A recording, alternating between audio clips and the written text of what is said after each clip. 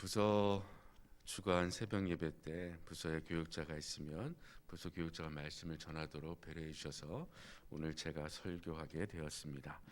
오늘 말씀은 선한 목자 양의 우리 비유로 잘 알려진 말씀이지요.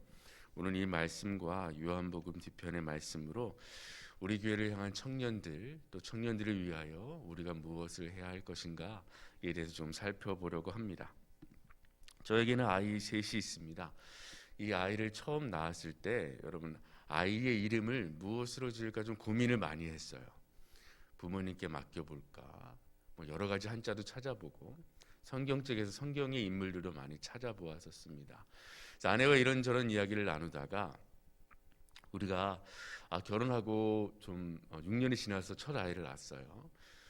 힘들고 어렵게 기도로 낳은 아이니 하나님이 주신 생명이라는 이름을 한번 줘보자 해서 구약의 언어를 가지고 와서 하이라고 지었습니다. 이게 나의 생명이라는 뜻이에요.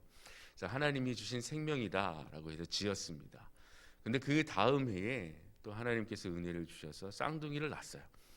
그래서 이걸 이름을 뭐로 줄까라고 하다가 로이하고 레이로 졌습니다. 로이는 나의 목자라는 뜻이고 레이는 나의 친구라는 뜻입니다. 그래서 우리가 예수님을 고백할 때에 이 아이들이 나의 생명, 나의 목자, 나의 친구 대신 예수님을 의지하며 살기를 바라는 마음에서 그렇게 지었습니다. 이름의 뜻은 좋지요. 근데 여러분의 청년의 때는 어떠하셨습니까? 청년의 때의 가장 큰 고민은 무엇이었습니까? 혹은 청년의 때에 가장 많은 시간을 들여서 생각하고 얻으려고 했던 것은 무엇입니까? 한번 생각해 보았으면 좋겠습니다. 요즘의 청년들은 나 때라고 해서 나 때는 말이야 이런 이야기를 하는 것과 듣는 것을 별로 긍정적으로 생각하지 않지요. 그러나 우리보다 먼저 인생을 사신 분들의 이야기는 하나도 흘려드릴 것이 없습니다. 도움이 되고 도움이 되는 이야기죠. 그래서 저는 라떼라는 말은 참 긍정적인 이야기라고 생각합니다. 그런데 우리 청년들에게 그런 이야기를 해주실 때 여러분의 그런 시기, 여러분의 청년의 시기를 한번 생각해 보시고 지금의 청년의 시기를 한번 생각해 보셨으면 합니다. 그럴 때에 이야기해 주시는 말은 조금 다르겠죠. 오늘 선한 목자라는 예수 그리스도의 말씀을 우리가 접하게 되었는데 사실 제가 청년의 때를 돌아보아도 전 지금도 청년 같죠? 감사합니다. 어쨌든 제가 청년의 때를 돌아보아도 이 목자라는 말이 그 이전에는 그냥 그렇게 생각되어 오다가 청년의 때에는 이 목자, 특히 선한 목자라는 말에 대한 고민이 정말 많았습니다. 저도 어렸을 때부터 교회의 신앙에서 자라왔기 때문에 신앙적인 갈등의 부딪힘이 별로 없었어요. 그런데 우리의 아이들이 자라서 중학교가 되면 조금 달라지죠. 생각이 조금 달라집니다. 고등학교 되면 대립하죠. 그러다가 청년이 돼서 나가게 되면 자유를 누립니다. 그때에 부딪히는 세상은 진짜 세상을 만나게 됩니다. 완전히 다릅니다. 학교에서 생활하고 가정에서 생활하다가 만나는 세상은 아마 반도 안 되는 세상의 현실을 보고 자랐을 거예요. 좋은 거, 하고 싶은 거, 왜 나는 이걸 못하고 있지? 라는 것. 특히 신앙의 테두리 안에 있을 땐 더 그렇죠. 그러다가 청년이 되면 그때야말로 신앙적인 고민 안에서 해보지 못했던 것들을 자유롭게 해보기 시작합니다. 그런데 문제는 뭐냐 하면 이때까지 선한 목자로 여겨졌던 예수님, 그 예수님이 점점 마음속에서 사라지기 시작한다는 겁니다. 왜냐하면 나가보니 좋은 게 너무 많더라는 겁니다. 하지 말라고 했던 것들이 나가서 해보니 그리 나빠 보이지 않는 겁니다. 오히려 그렇게 살고 살아보니 더 얻는 유익과 이익과 인생의 경험들이 많은 것 같다라는 겁니다. 그럼 이럴 때 우리의 청년들에게 무엇이 생길까요? 갈등이 생깁니다. 근데 이 청년의 때에 또 참 희한한 성격이 있습니다. 희한한 특징이 뭐냐 하면 그런 신앙의 고민과 갈등을 내비치질 않아요. 물어보지 않습니다. 특히 교회에서 자라는 청년들은 더 그렇습니다. 왜 그럴까요? 그런 신앙의 고민과 신앙에 갈등하고 있는 자기의 모습을 드러내기가 부끄러운 겁니다. 그래서 숨겨요. 드러내지 않습니다. 물어보지 않습니다. 그래서 그들의 마음과 이 신앙과 세상과는 갈등의 관계가 되어버립니다. 그래서 양자 중에 하나를 선택하려는 강요를 받게 되는 거예요. 교회에서가 아니라 세상에서. 세상에서 신앙이냐, 이 세상의 원리냐 라는 이 양자택일의 이 구도 속에서 씨름하고 있는 자들이 바로 청년들입니다. 그래서 이 중앙교회의 청년들이 교회 예배에 나오고 있다는 건 참으로 놀라운 일입니다. 정말 놀라운 일입니다. 이 청년의 때에 토요일날 교회 나오고 또 그 다음날 주일에도 교회 나오고 이런다는 건 정말 놀라운 일이고 기쁜 일입니다. 그러니 청년들이 교회에 보일 때마다 격려해 주시고 칭찬해 주시기 바랍니다. 그래서 우리가 이런 청년들을 우리가 어떻게 대할 것인가 이에 대해서 조금 나눠보려고 합니다. 우리 요한복음 조금 더 넘어가면 예수님께서 마지막 기도하실 때 이런 말씀을 하신 게 있어요. 요한복음 16장 33절인데요. 제가 읽어드리겠습니다. 이것을 너희에게 이르는 것은 너희로 내 안에서 평안을 누리게 하려 함이라. 세상에서는 너희가 환난을 당하나 담대하라. 내가 세상을 이기었노라 라고 말씀하시며 기도를 시작하세요. 내가 세상을 이기었노라. 그러니 나가서 담대하라 이겁니다. 그런데 지금의 세상은 그리스도인들이 담대히 내가 세상을 이기었노라 라고 승리를 선포하는 세상이 아닌 것 같습니다. 조용히 있어야 할 것 같고 가만히 있어야 할 것 같고 이제는 내가 그리스도인입니다 라고 내세우기가 뭔가 사람들이 이상하게 쳐다볼 것 같은 그런 세상이죠. 그래서 밖에 나가서 제가 그리스도인입니다 라고 외치기가 참으로 어려운 세상이 되었습니다. 그럼 청년들은 어떨까요? 어렵게 고민하고 노력하고 공부해서 취업이라는 걸 했다고 칩시다. 그런데 그곳에서 세상의 원리가 지배하고 있는데 그렇게 목표로 하던 곳에 들어가서 갈등하는 신앙 가운데 나는 세상을 이긴 자다, 담대하자 라는 그런 믿음으로 살아가는 청년들이 얼마나 많이 있겠습니까? 그래서 마지못해 하는 게 뭐냐 하면 두 가지를 다 해보는 겁니다. 교회도 다니고 세상에 나가서 세상의 원리도 따르고 그렇게 살아가고 있는 겁니다. 그런데 이 마지막 기도 가운데 하나님께서 예수님을 통해서 우리에게 주시는 말씀은 17장 3절입니다. 영생은 곧 유일하신 참 하나님과 그가 보내신 자 예수 그리스도를 아는 것이니이다. 아멘.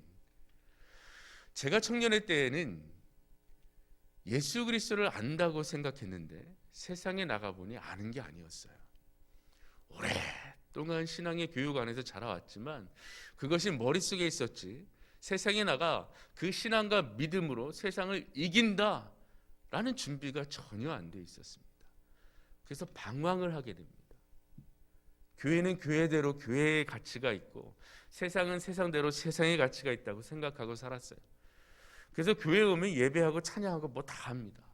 그런데 세상에 나가서도 다 합니다. 이렇게 사는 이유가 무엇일까요? 예수 그리스도를 안다고 하는 이 생각이 참으로 아는 것이 아니었다라는 겁니다. 예수님께서 나에게 주신 이 놀라운 구원의 기쁜 소식이 마음속에 진정한 기쁨으로 자리 잡지 못한 겁니다. 수련회 때 눈물을 흘리며 기도하고 찬양했던 것이 이 세상에 나가서는 그러지 못하고 있는 저의 모습을 발견하게 되는 겁니다.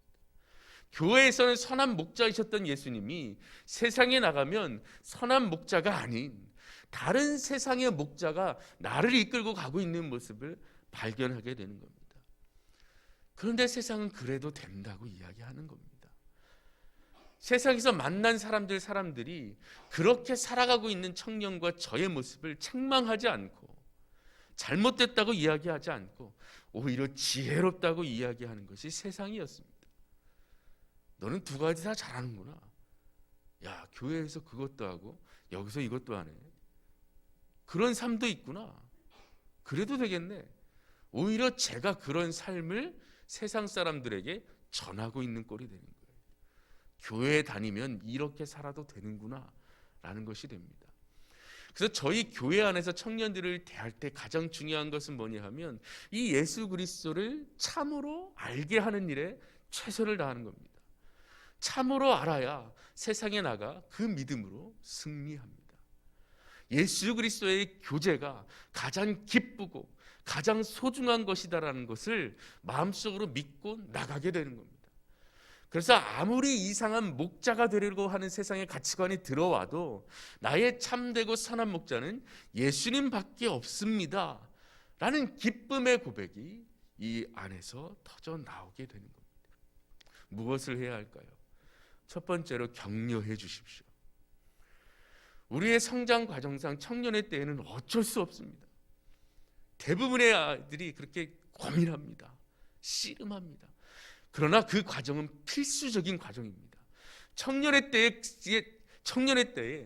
치열하게 고민해 보지 않고 치열하게 믿음과 싸워보지 않으면 그 이후의 삶도 똑같이 그저 그렇게 될 겁니다. 그래서 이렇게 신앙으로 치열하게 고민하고 싸우고 있는 청년들을 격려해 주십시오. 칭찬해 주십시오. 교회에서 만날 때마다 따뜻한 사랑의 말로 위로해 주십시오. 그래야요 세상의 사람들과는 다른 관계에서 예수 그리스도의 사랑으로 돌봐지는 것이 무엇인지를 이 교회 안에서 느낄 수 있어야 합니다. 두 번째로는 가르쳐 주십시오. 청년들, 어르신들에게 말을 걸어 물어보기가 참으로 어려운 그런 시기입니다. 먼저 기도해 주시고 먼저 다가가 주셔서 말씀해 주십시오. 그리하여 여러분들이 이겨낸 신앙의 사투, 여러분들이 고민 가운데 얻어낸 예수 그리스도의 기쁨의 복음, 함께 고민을 나누어 주셨으면 좋겠습니다. 그걸 위하여 저렇게 되는 겁니다. 예배와 말씀과 기도 생활이 회복되어 전도하게 되고 선한 삶의 모습이 드러나게 되는, 그래서 우리의 청년들은 그 누구보다 예수님을 알아야 될 시기입니다. 요한일서로 잠깐 가보겠습니다.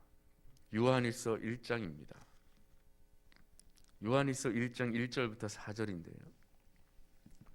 제가 한번 읽어드리겠습니다.